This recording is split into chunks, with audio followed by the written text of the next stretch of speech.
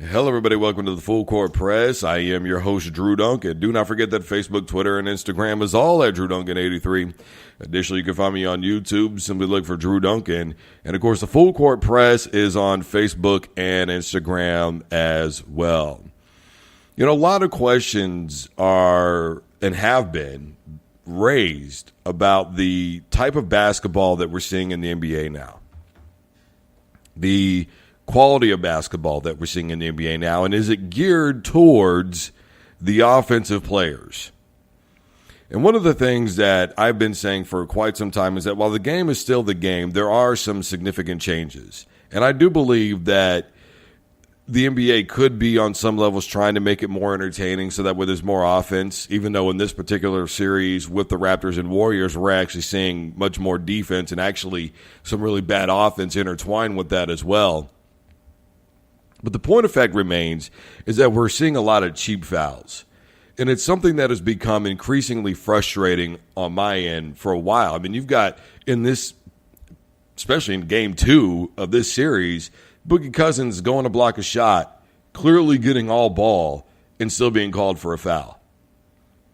I mean, come on, you had Kawhi Leonard get to the line for 18 free throw attempts.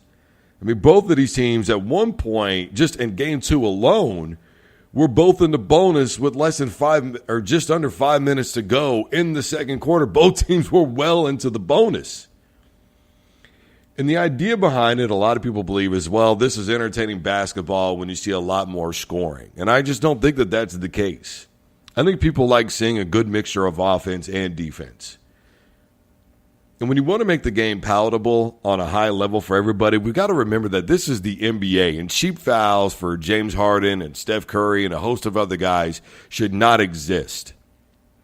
And when you draw contact purposefully, do I think it should be an offensive foul? I think it could be perceived that way. Do I think it could be a no call? I would be okay with that. But making it a defensive foul is frustrating because a defense – or a defender, pardon me, has the right to the ball. That's why he's a defender. He's defending his zone. He's defending his goal. He's defending his man. The idea is to make it to where the other team can't score, and you have a right to go after the ball. You have a right to attack as a defender and play aggressive defense. And we always want to talk about guys like Draymond Green or Giannis or Kawhi Leonard, and people talk about Kawhi Leonard often as being the best two-way player in the game of basketball. But when do we really get a chance to truly see what a lot of these guys are capable of defensively when we have cheap fouls that are given out? You're not seeing what they're really capable of. You know, one of the things that I would point to is not just the NBA, but I would say it's this way in football, basketball, really all across the playing field in a good majority of sports. And it's frustrating to watch these types of fouls because really what's going on is the offensive player knows that there's a good chance that he's not going to make it. He's not in rhythm, or maybe he's having a bad game. And so in order to compensate for that, one of the things that they're doing is they're trying to get to the line for a cheap couple of free throws. And I understand that you can do that, but there's a different way to do it. Hey, I'm going to try and get to the line, so you know what I'm going to do? I'm going to be aggressive and tack the rim and see what I can get on the inside. Maybe I can come up with some tough three-point plays. Because as much as I hate the cheap foul, I also hate when a guy has a clear path to score a goal, and then it gets waylaid by some defender. It's cheap. This is the professional level. Let's act like professionals. You know, look at the NFL, and you know, people, they think that these high-scoring games are entertaining. If it's every once in a while, they are. But the Golden State Warriors had back-to-back-to-back games this year where both teams scored 130 points or more. It gets really numbing after a while. And it loses the entertainment value of it. You know, in the NFL, I could point to that Chiefs-Rams game this season. Yeah, it was a really high-scoring football game, but at least there was some defense involved in it. And what really made that game entertaining was you had Andy Reid, a seasoned veteran coach, going up against a young coach like a McVay, Then you had a Patrick Mahomes. I mean, you had players, young players, that were coming of age in that football game. There were a lot of people that thought that that game could be a preview of the Super Bowl. And it almost was. And the point is that that game was entertaining, not because it was so high scoring, but because there were so many different layers and levels to it, that's what made the game entertaining. It wasn't how many points were scored. If that's all you're going to see is the end result, the final score, then it tells me that maybe some of these guys are not paying as close attention to what people find entertaining when they're watching the game as they think. We've seen some low-scoring basketball in this NBA Finals. And the games have been fairly entertaining. There's been a little bit of sloppy play by both teams. But for me, the bottom line scenario here is we can't allow defenders to defend. And if we just want offensive players to just score at will, then why don't we just take turns, people shooting the basketball on each end of the court then? Why even have a defender?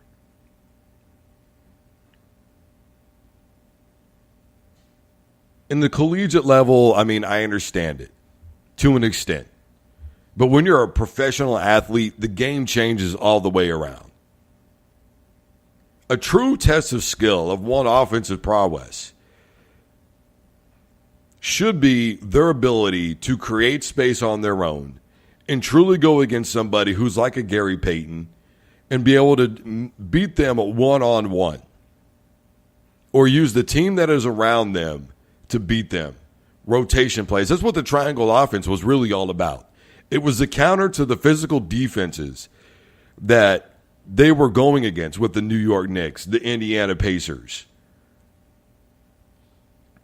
Staying in constant rotation wore out other teams that had spectacular defense.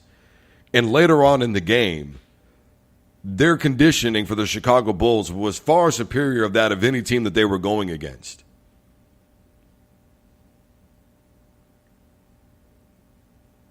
It ruined lanes. It did a lot of other things, but a big part of it was that conditioning. And the bottom line is if we're going to continue to allow this, then we can't expect for people to not look at the NBA and go, well, this is rigged. Because technically we can call a foul anytime we want to. Come on, Draymond Green going in and what looked to me like a clean steal instead gets called a foul. If it's all ball, then why the hell is it a foul? And I understand that as an official that you are not always going to be able to see everything, but by the same token, your job is to make sure that you are always in the correct position to make the best call possible. In the lack of use, it's very minimalized for instant replay comparatively to what it should be. And this whole thing about the last 2 minutes that I never did like because all it does is raise more eyebrows. Well, we're admitting that our officials made some bad calls. Oh, great. That's good for the fans to hear. That's good for the players to hear. That's good for the coaches to hear. Let's just create more animosity. After a while, having a villain for a good guy to go up against is not something that is always as entertaining as you may think it is. This is why people get the idea that this stuff could be rigged because of these cheap fouls that get called that are consistently justified.